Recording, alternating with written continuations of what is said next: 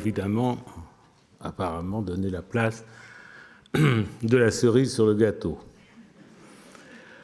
Je préférerais penser au breuvage que je vais vous servir comme un digestif. Après les nourritures vous ont apporté ce congrès, au fond, faire passer la chose pour ouvrir l'appétit en pensant au congrès dans 2 ans. Donc on attend, comme l'a redit Leonardo Gorostisac, que je donne et que j'introduise le thème du prochain congrès. Je me dis que voilà 30 ans que ça dure, plus. Si l'on songe que les congrès de l'AMP ont pris la suite de ce qui s'appelait les rencontres internationales du champ freudien, qui ont commencé en 1980. Donc nous voici encore une fois au pied du même mur. Mur, le mot m'est venu, il n'est pas sans évoquer le néologisme qui moque l'amour. Est-ce à la mûre que je dois l'honneur invariable qui m'est fait de donner le la de la symphonie, celle que les membres de l'AMP que nous sommes, nous aurons à composer au cours des 2 années qui viennent avant de nous retrouver.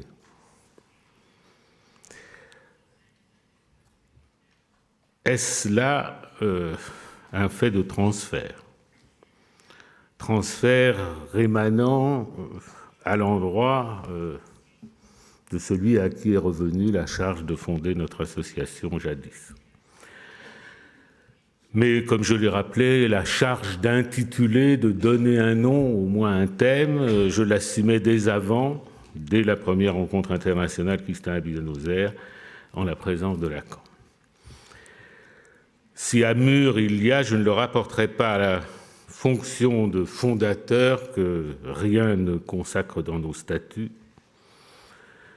mais j'aimerais que ce soit à celle d'un éclaireur, fonction que je m'étais assignée en intitulant le titre de mon cours « L'orientation lacanienne ».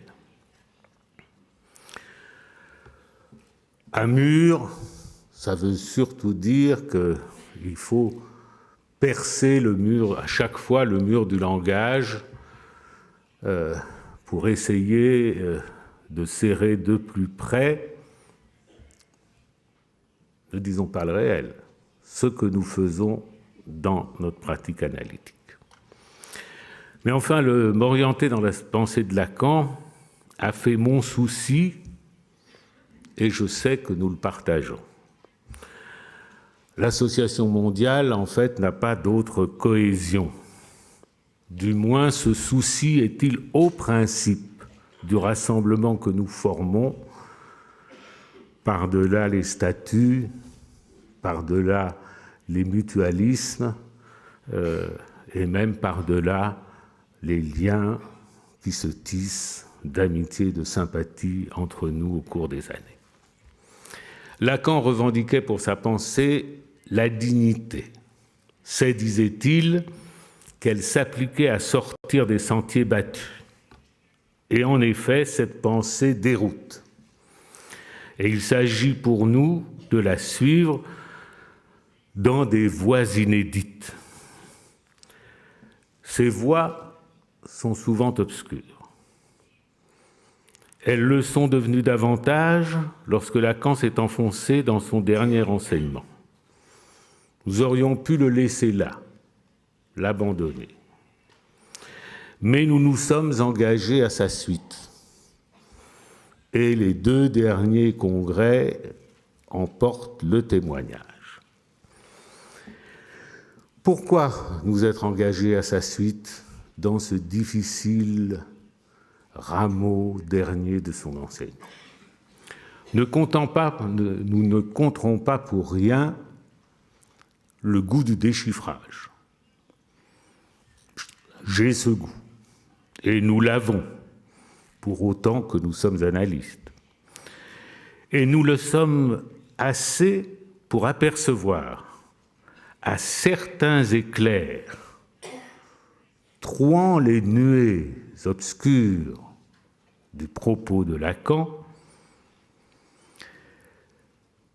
qu'il réussit à faire saillir un relief qui nous instruit sur ce que devient la psychanalyse et qui n'est plus tout à fait conforme à ce qu'on pensait qu'elle était. À l'extrême pointe, mais nous n'allons pas y séjourner, il avait même lâché que ce qui lui apparaissait de la pratique analytique, c'était une pratique délirante. La psychanalyse change. Ça n'est pas un désir, c'est un fait. Elle change dans nos cabinets d'analystes. Et ce changement est, au fond, pour nous, si manifeste que le congrès de 2012 sur l'ordre symbolique, comme celui de cette année sur le réel, ont chacun dans leur titre la même mention chronologique, au XXIe siècle. Comment mieux dire que nous avons le sentiment du nouveau? Et avec lui, la perception de l'urgence, de la nécessité d'une mise à l'heure.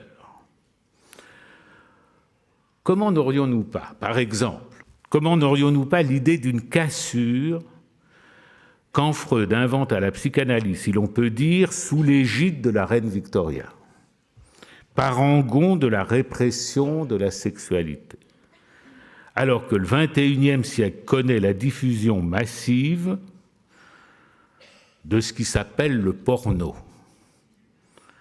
et qui est le coït exhibé, devenu spectacle, show, accessible par chacun sur Internet d'un simple clic de la souris. De Victoria au porno, nous ne sommes pas seulement passés de l'interdiction à la permission, mais à l'incitation, l'intrusion, la provocation, le forçage. Le porno, qu'est-ce d'autre qu'un fantasme filmé avec une variété propre à satisfaire les appétits pervers dans leur diversité? Rien ne montre mieux l'absence du rapport sexuel dans le réel que la profusion imaginaire de corps s'adonnant à se donner et à se prendre. C'est du nouveau dans la sexualité, dans son régime social, dans ses modes d'apprentissage chez les jeunes classes qui entrent dans la carrière. Voilà les masturbateurs soulagés d'avoir à produire eux-mêmes des rêves éveillés, puisqu'ils les trouvent tout faits, déjà rêvés pour eux. Le sexe faible, quant au porno, c'est le masculin. Il y cède le plus volontiers, et combien de fois n'entend-on pas en analyse des hommes se plaignant d'une compulsion à suivre les ébats pornographiques, voire à les stocker dans une réserve électronique. De l'autre côté, celui des épouses et des maîtresses en pratique moins qu'on ne s'avise de la pratique de son partenaire.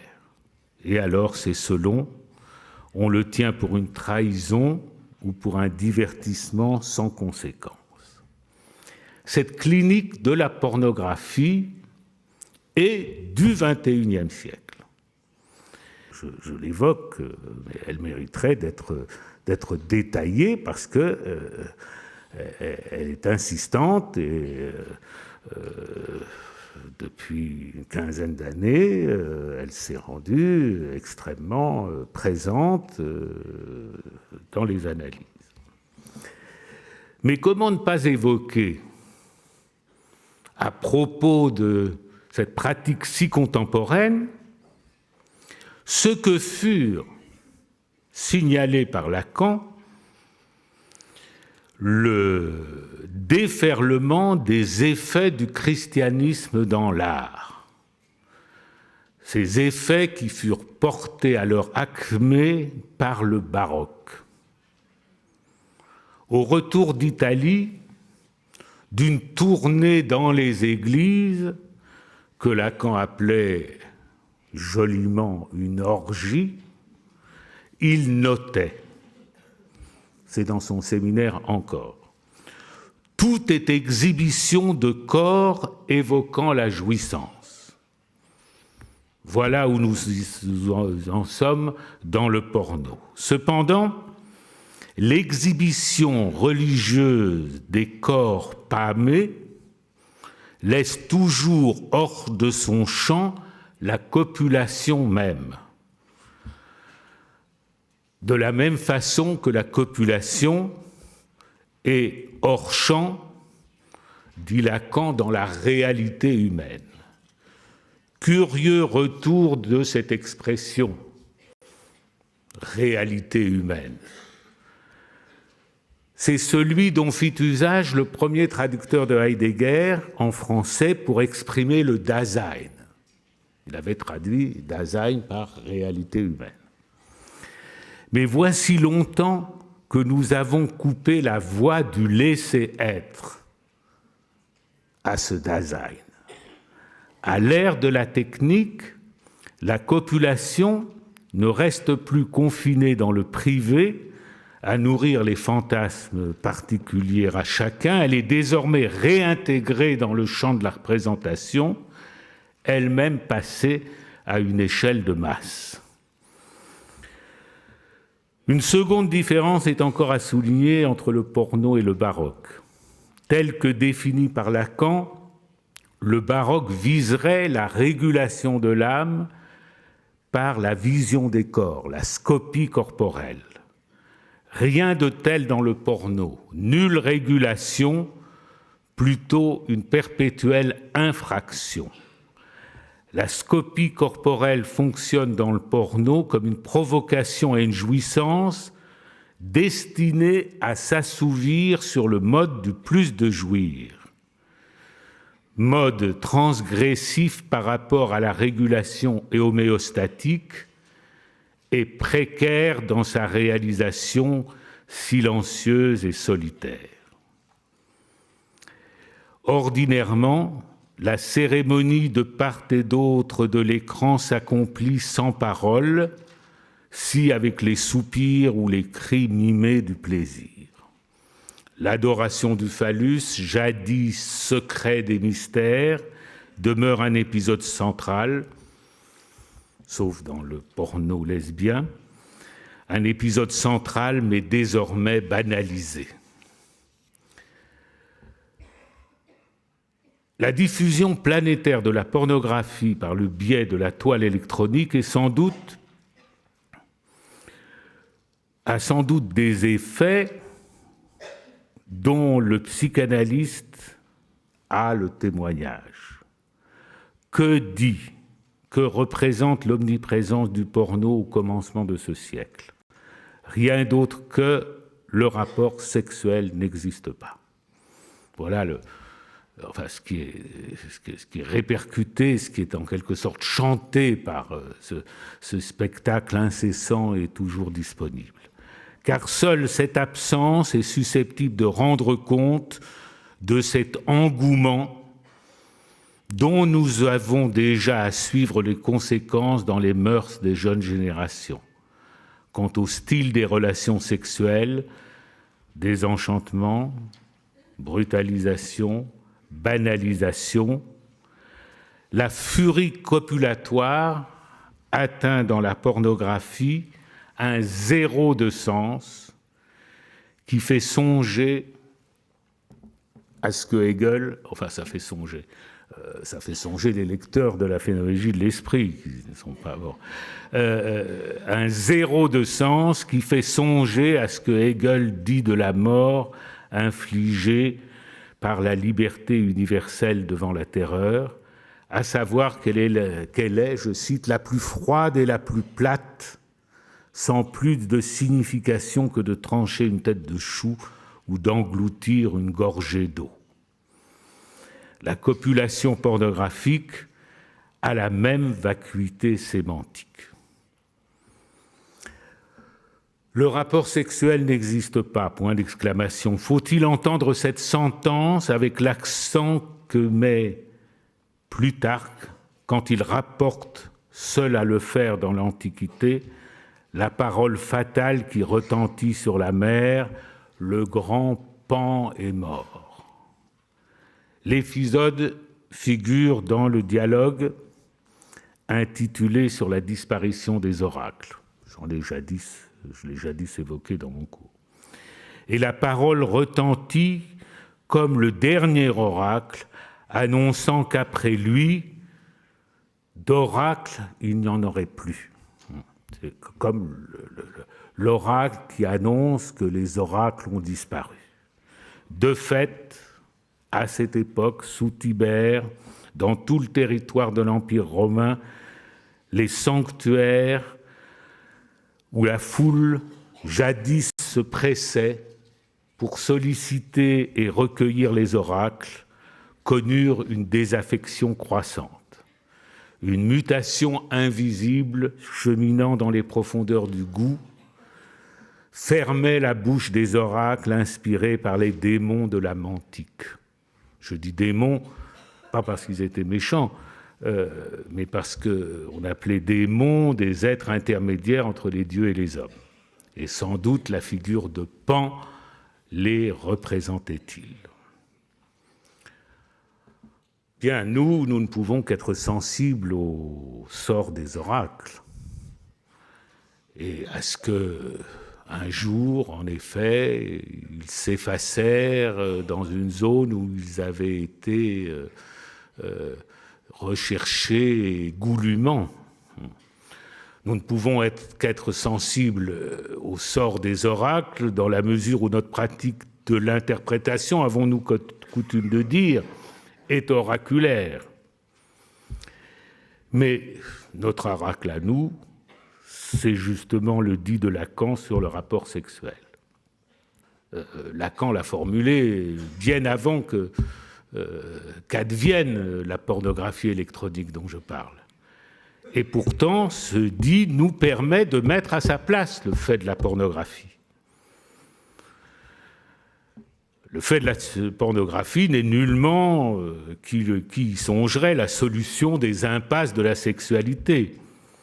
Il est symptôme de cet empire de la technique qui désormais étend son règne sur les civilisations les plus diverses de la planète, même les plus rétives. Il ne s'agit pas de rendre les armes devant ce symptôme et d'autres de même source. Ils exigent de la psychanalyse interprétation. Se pourrait-il que cet excursus sur la pornographie nous donne accès au titre du congrès prochain? J'ai livré jadis, lors d'un de ces congrès, et Leonardo Gorostiza l'a rappelé, j'ai livré jadis la discipline à laquelle j'avais choisi de m'astreindre dans le choix du thème pour l'AMP. Ils viennent par trois, disais-je, et chacun tour à tour donne la prévalence à l'une des catégories de Lacan, une de ces trois catégories dont les initiales sont RSI. Après l'ordre symbolique, après un réel, il faudrait attendre, alors, comme l'avait parfaitement déduit Leonardo Gorostiza et d'autres, que l'imaginaire vienne au premier plan. Sous quelle meilleure espèce le pourrait-il faire qu'au titre du corps? car on trouve formulé chez Lacan cette équivalence, l'imaginaire c'est le corps. Et elle n'est pas isolée. Son enseignement, dans son ensemble, témoigne en la faveur de cette équivalence. Premièrement, le corps s'y introduit d'abord en tant qu'image, image au miroir, d'où il donne au moi un statut qui se distingue singulièrement de celui que Freud lui reconnaissait dans sa seconde topique. Deuxièmement, c'est encore d'un jeu d'images que Lacan illustre l'articulation prévalant entre l'idéal du moi et le moi idéal, dont il emprunte les termes à Freud, mais pour les formaliser d'une façon inédite. Cette affinité du corps et de l'imaginaire est encore réaffirmée dans son enseignement des nœuds. La construction borroméenne accentue que c'est par le biais de son image que le corps participe de l'économie de la jouissance. Participe d'abord de l'économie de la jouissance. Quatrièmement, au-delà, le corps conditionne tout ce que le registre imaginaire loge de représentation. Signifier, sens et signification est l'image du monde elle-même. Et c'est dans le corps imaginaire que les mots de la langue font entrer les représentations qui nous constituent un monde illusoire sur le modèle de l'unité du corps. Voilà autant de raisons de choisir pour le prochain congrès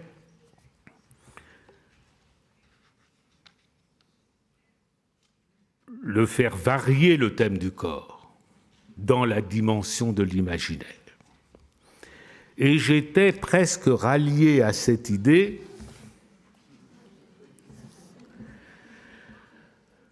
quand il m'est apparu que le corps changeait de registre en tant que corps parlant. Qu'est-ce que le corps parlant? Ah, c'est un mystère, dit un jour Lacan. Et ce dit de Lacan est d'autant plus à retenir que mystère n'est pas mathème, c'est même l'opposé. Chez Descartes, ce qui fait mystère mais reste indubitable, c'est l'union de l'âme et du corps. La 6e méditation lui est consacrée et à elle seule, elle a autant mobilisé l'ingéniosité de son plus éminent commentateur que les 5 précédentes.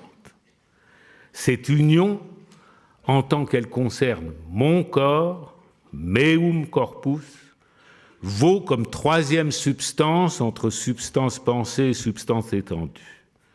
Ce corps, dit Descartes, la citation est fameuse, « Je ne suis pas seulement logé dedans, ainsi qu'un pilote sur son navire, mais, outre cela, je lui suis conjoint très étroitement et tellement confondu et mêlé que je compose comme un seul tout avec lui. » On sait que le doute dit hyperbolique que figure l'hypothèse du malin génie épargne le cogito et nous en délivre la certitude comme un reste qui résiste au doute même le plus ample qui puisse se concevoir. On sait moins qu'après coup, dans cette 6e méditation précisément, il se découvre que le doute épargnait aussi l'union du « je pense » avec le corps, celui qui se distingue entre tous d'être le corps de ce « je pense ». Sans doute, pour s'en apercevoir, faut-il prolonger l'arc de cet après-coup jusqu'à Edmund Husserl et ses méditations cartésiennes. Il y distingue d'un mot précieux, d'une part, les corps physiques, parmi lesquels ceux de mes semblables et d'autre part, mon corps. Et pour mon corps, il introduit un terme spécial. Il écrit, dans cette méditation cartésienne, « Je trouve dans une caractérisation singulière ma chair, meinen Liebe, à savoir ce qui seul n'est pas un simple corps, mais bien une chair, le seul objet à l'intérieur de ma couche abstraite de l'expérience, auquel j'assigne un champ de sensation à la mesure de l'expérience. Le mot précieux est celui de chair, et qui est distingué de ce que sont les corps physiques, et il entend par chair ce qui apparaissait à Descartes sous le nom sous les espèces de l'union de l'âme et du corps. Cette chair est sans doute gommée dans le Dasein heideggerien, mais elle a nourri la réflexion de Merleau-Ponty dans son ouvrage inachevé du visible et de l'invisible, auquel Lacan a consacré quelque attention au cours de son séminaire des 4 concepts fondamentaux. Là, il ne marque pas son intérêt pour ce vocable, mais pourtant, il reprendra à Lacan ce vocable de chair quand il évoque la chair qui porte l'empreinte du signe. Le signe découpe la chair, la dévitalise et la cadavérise, et alors le corps s'en sépare. Et dans la distinction entre le corps et la chair, le corps se montre apte à figurer comme surface d'inscription le lieu de l'autre du signifiant. Car pour nous, le mystère cartésien de l'union psychosomatique se déplace. Ce qui fait mystère, mais qui reste indubitable, c'est ce qui résulte de l'emprise du symbolique sur le corps. Pour le dire en termes cartésiens, le mystère est plutôt celui de l'union de la parole et du corps. De ce fait d'expérience, on peut dire qu'il est du registre du réel. C'est alors qu'il convient de faire sa place à ceci, que le dernier enseignement de Lacan propose un nom nouveau pour l'inconscient. Il y a un mot pour le dire. On ne peut pas le retenir pour le Congrès, ce mot, parce que c'est un néologisme. Il ne se traduit pas. Si vous vous reportez au texte intitulé « Télévision », vous y voyez que j'interpelle Lacan sur le mot d'inconscient. Je lui dis tout simplement l'inconscient, drôle de mot. Parce que déjà, il me semblait à moi que ce n'était pas un terme qui collait très bien avec le point où il en était dans sa doctrine. Il me répond, vous le verrez, vous l'avez vu, vous le savez, par une fin de non-recevoir.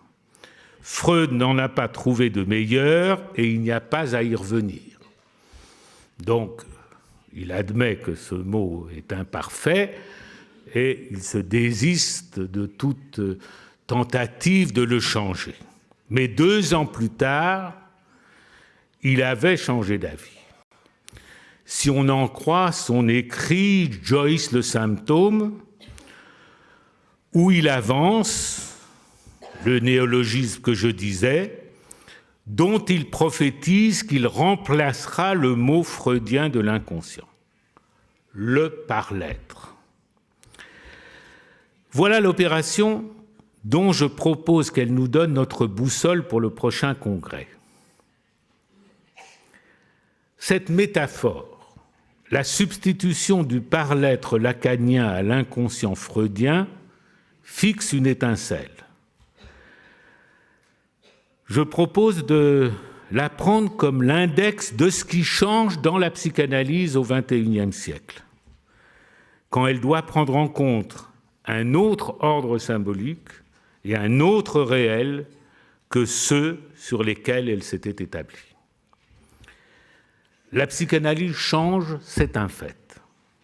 Elle a changé, faisait remarquer Lacan avec malice, pour autant qu'elle fut d'abord pratiquée en solitaire par Freud et qu'elle en est venue ensuite à se pratiquer en couple. Mais elle a connu bien d'autres changements que nous mesurons dès que nous lisons Freud et même dès que nous relisons le premier Lacan. Elle change de fait en dépit de notre accrochage à des mots et à des schèmes anciens. Un effort continué que de rester au plus près de l'expérience pour la dire sans s'écraser sur le mur du langage. Pour nous aider à le franchir, ce mur, il nous faut un A-mur. J'entends un mot agalmatique qui perce ce mur. Et ce mot, je le trouve dans le par-lettre. Bon. Ça ne sera pas sur l'affiche du prochain congrès. Ça sera entre nous que ça se saura qu'il est question de ça, du par-lettre en tant que substitué à l'inconscient. Pour autant que analyser le par-lettre, ce n'est plus exactement la même chose que d'analyser l'inconscient au sens de Freud, ni même l'inconscient structuré comme un langage. Je dirais même, faisons le pari qu'analyser le par-lettre, c'est ce que nous faisons déjà, et qu'il nous reste à savoir le dire. Alors, nous apprenons à le dire. Par exemple, quand nous parlons du symptôme comme d'un symptôme. Voilà un mot, voilà un concept qui est de l'époque du par-lettre. Il traduit un déplacement du concept de symptôme de l'inconscient au par-lettre. Comme vous le savez, le symptôme en tant que formation de l'inconscient structuré comme un langage, c'est une métaphore, c'est un effet de sens induit par la substitution d'un signifiant à un autre. En revanche, le symptôme d'un par-lettre, c'est un événement de corps, c'est une émergence de jouissance. Le corps en question, d'ailleurs, rien ne dit que c'est le vôtre. Vous pouvez être le symptôme d'un autre corps pour peu que vous soyez une femme. Il y a hystérie quand il y a symptôme de symptôme, quand vous faites symptôme du symptôme d'un autre. C'est-à-dire symptôme au second degré. Le symptôme du par-lettre reste sans doute à éclairer dans son rapport au type clinique. Donc je ne fais qu'évoquer sur les traces de Lacan là ce qu'il en est pour l'hystérie. Nous n'y parviendrons pas en oubliant la structure du symptôme de l'inconscient. Pas plus que la seconde topique de Freud n'annule la première, mais se compose avec elle.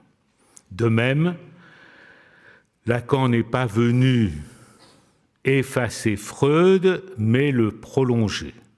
Et le remaniement de son enseignement se font sans déchirure, en utilisant les ressources d'une topologie conceptuelle qui assure la continuité sans interdire le renouvellement. Ainsi,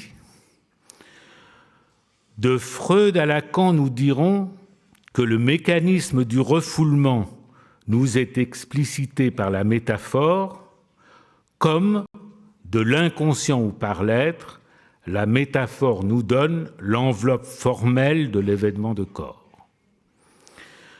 Le refoulement, explicité par la métaphore, c'est un chiffrage et l'opération de ce chiffrage travaille pour la jouissance qui affecte le corps. C'est d'un tel ravaudage de pièces diverses d'époques différentes, empruntées à Freud et à Lacan, que se tisse notre réflexion et nous n'avons pas à reculer de procéder ainsi à un ravaudage pour avancer dans le serrage de la psychanalyse au XXIe siècle. je pointerai ici un autre vocable, après saint-homme, qui est de l'époque du par-l'être et que je placerai à côté du saint-homme. C'est un mot qui, lui aussi, oblige à procéder à un nouveau classement des notions qui nous sont familières. Le mot que je place à côté de saint-homme, c'est le mot d'escabeau, que j'emprunte à Joyce le symptôme, et en espagnol, c'est escabel ou alzapié. Qu'est-ce que l'escabeau? Oui, il y a encore autre chose pour traduire escabeau? Tabouret, comme en français. Ah bon, ben c'est... Oui, l'escabeau, il y a plutôt des marches, n'est-ce pas? Bon. C'est pas l'échelle, c'est plus petit qu'une échelle, mais il y a des marches. Bon. Qu'est-ce que l'escabeau? J'entends l'escabeau psychanalytique, pas l'escabeau seulement dont on a besoin pour prendre des livres dans une bibliothèque. Qu'est-ce que l'escabeau? C'est, d'une façon générale, ce sur quoi le par-l'être se hisse, monte pour se faire beau. C'est son piédestal qui lui permet de s'élever lui-même à la dignité de la chose. D'abord, ça par exemple, c'est un petit escabeau pour moi, vous voyez? Bon. L'escabeau, c'est un concept transversal. Ça traduit d'une façon imagée la sublimation freudienne, mais à son croisement avec le narcissisme. Et voilà un rapprochement qui est proprement de l'époque du par-l'être. C'est la sublimation, l'escabeau, c'est la sublimation, mais en tant qu'elle se fonde sur le « je ne pense pas » premier du par-l'être. Qu'est-ce que c'est que ce « je ne pense pas » ? C'est la négation de l'inconscient par quoi le par-l'être se croit maître de son être. Et avec son escabeau, il ajoute à ça qu'il se croit un maître beau. Ce qu'on appelle la culture n'est pas autre chose que la réserve des escabeaux dans lequel on va puiser de quoi se pousser du col et faire le glorieux.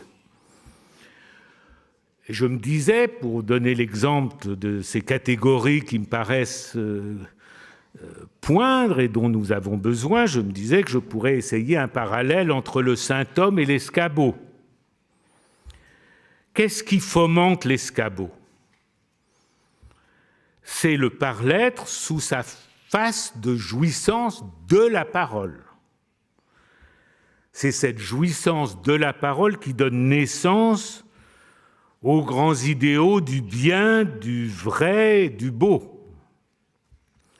Le saint-homme, en revanche, comme symptôme du par-l'être, lui, tient au corps du par-l'être. Le symptôme surgit de la marque qui creuse la parole quand elle prend la tournure du dire et qu'elle fait événement dans le corps.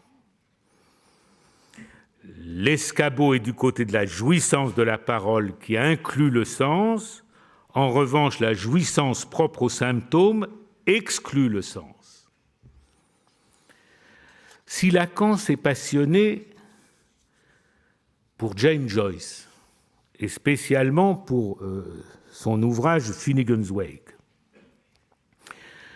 c'est en raison du tour de force ou de farce que cela représente, d'avoir su faire converger le symptôme et l'escabeau. Exactement, Joyce a fait du symptôme même, en tant que hors-sens, en tant qu'inintelligible, l'escabeau de son art. Il a créé une littérature dont la jouissance est aussi opaque que celle du symptôme, et qui n'en demeure pas moins un objet d'art, élevé sur l'escabeau à la dignité de la chose. On peut se demander si la musique, La peinture, les beaux-arts ont eu leur Joyce. Peut-être que ce qui correspond à Joyce dans le registre de la musique, c'est la composition atonale, inaugurée par Schoenberg, dont nous avons entendu parler peu avant. Et pour ce qui est de ce qu'on appelait les beaux-arts, l'initiateur fut peut-être un certain Marcel Duchamp. Joyce, Schoenberg, Duchamp sont des fabricants d'escabeaux destinés à faire de l'art avec le symptôme, avec la jouissance opaque du symptôme. Et on serait bien en peine de juger ce qu'il en est de l'escabeau symptôme au gré de la clinique. Nous avons plutôt à en prendre de la graine.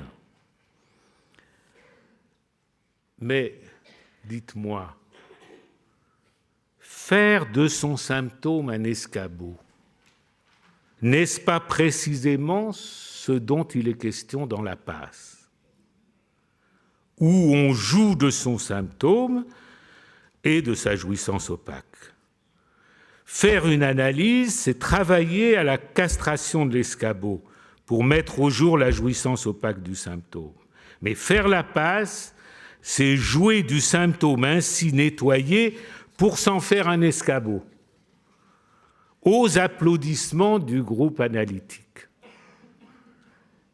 Et disons, c'est un fait, pour le dire en termes freudiens, c'est évidemment un fait de sublimation. Et les applaudissements ne sont pas du tout adventices. Le moment où l'assistance est satisfaite, ça fait partie de la passe. On peut même dire que c'est là que la passe s'accomplit. Livrer les récits de passe au public, on n'a jamais fait ça du temps de Lacan. L'opération restait ensevelie dans les profondeurs de l'institution. Elle n'était connue que d'un petit nombre d'initiés. La passe, c'était une affaire pour pas 10 personnes. Disons-le, j'ai inventé de faire une monstration publique des passes parce que je savais, parce que je pensais, je croyais, qu'il en allait de l'essence même de la passe. Les escabeaux sont là pour faire de la beauté, parce que la beauté est la défense dernière contre le réel. Mais une fois les escabeaux renversés, brûlés, il reste encore au par-l'être analysé à démontrer son savoir-faire avec le réel, son savoir en faire un objet d'art, son savoir dire, son savoir le bien dire.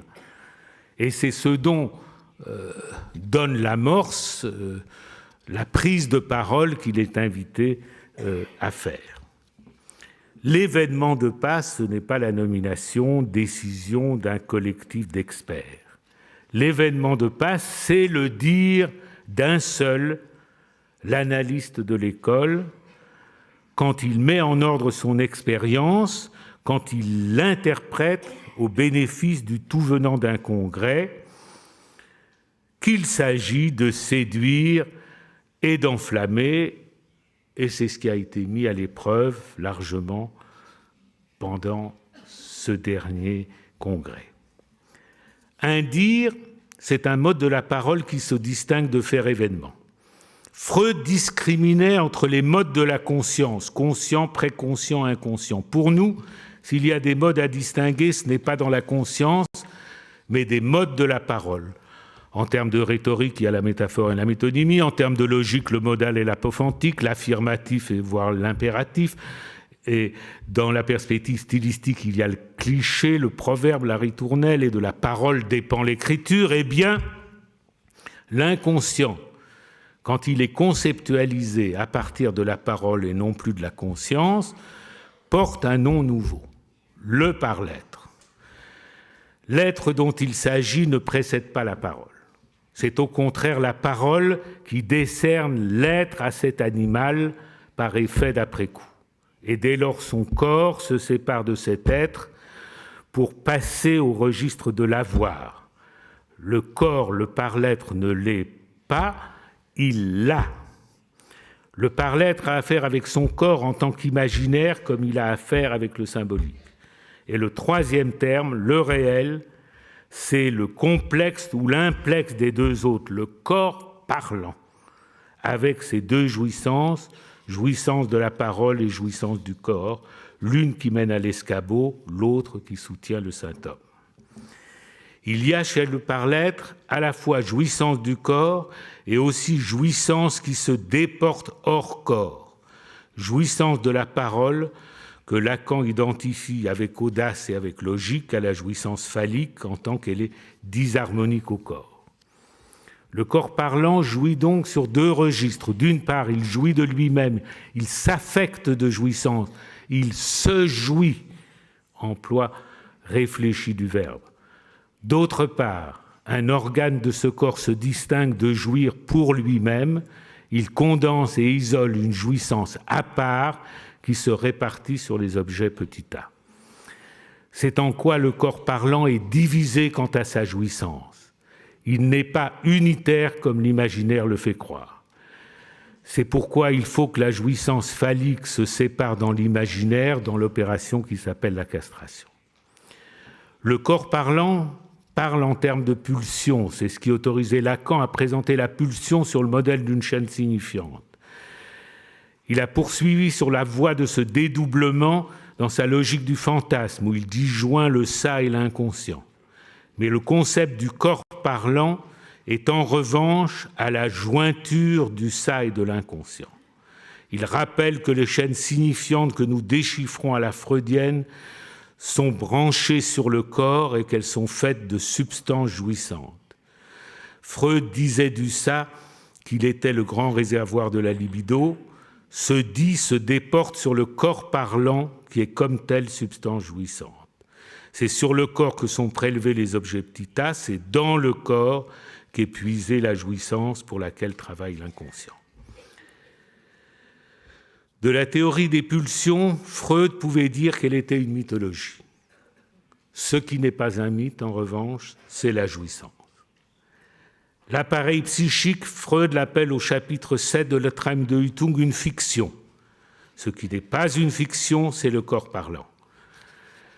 C'est dans le corps que Freud trouvait le principe de sa fiction de l'appareil psychique. Il est construit sur l'arc réflexe en tant que processus réglé de manière à maintenir au plus bas la quantité d'excitation. À l'appareil psychique structuré comme l'arc réflexe, Lacan a substitué l'inconscient structuré comme un langage. Non pas stimulus-réponse, mais signifiant-signifié. Seulement, ce langage est, c'est une expression de Lacan que j'avais déjà soulignée et expliquée, ce langage est une élucubration de savoir sur la langue du corps parlant. Il s'ensuit que l'inconscient est lui-même une élucubration de savoir sur le corps parlant, sur le par-l'être. Qu'est-ce qu'une élucubration de savoir? C'est une articulation de semblants se déprenant d'un réel et à la fois l'enserrant.